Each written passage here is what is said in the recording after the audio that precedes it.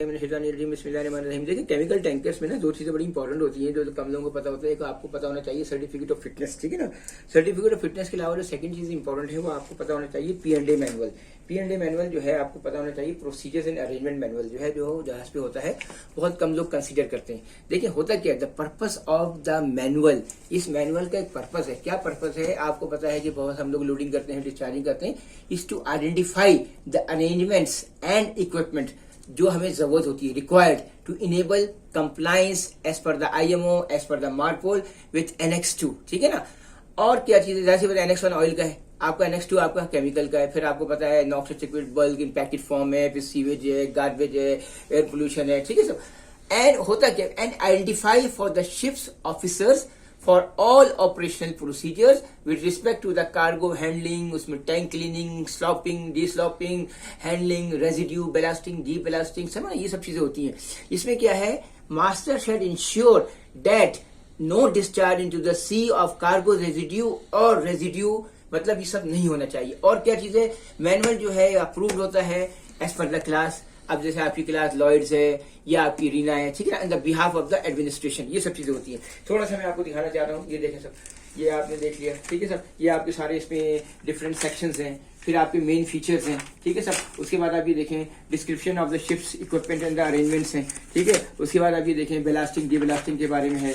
उसके बारे में आप देखें कार्गो टैंक क्लीनिंग वगैरह के बारे में है, ठीक है। ये सारे आपके डायग्राम्स हैं। पंप्स की स्पेसिफिकेशन है, नाइट्रोजन सिस्टम अगर है ठीक है, नहीं है तो ठीक है। उसके बाद जो आपका आगे आगे कार्गो पंप्स वगैरह का पर्जिंग सिस्टम वगैरह का है। बेसिकली ये एक तरह का वो होता है बाइबल, आप लोगों को इसके बारे में पता होना चाहिए। और इसमें सारे जहाज की डिटेल्स वगैरह भी होती हैं, और आपका जो है amendments to according to the MEPC, ठीक है ना, मैरीन एनवायरमेंटल प्रोटेक्शन कमेटी। कुछ चीजें मैं और बोलना चाहता हूँ। देखें होता क्या है, in addition the manual together of the ships cargo record book, ये भी हमारे पास होना चाहिए और हमको पता होना चाहिए। आप लोगों को मैं बता रहा हूँ, ठीक है।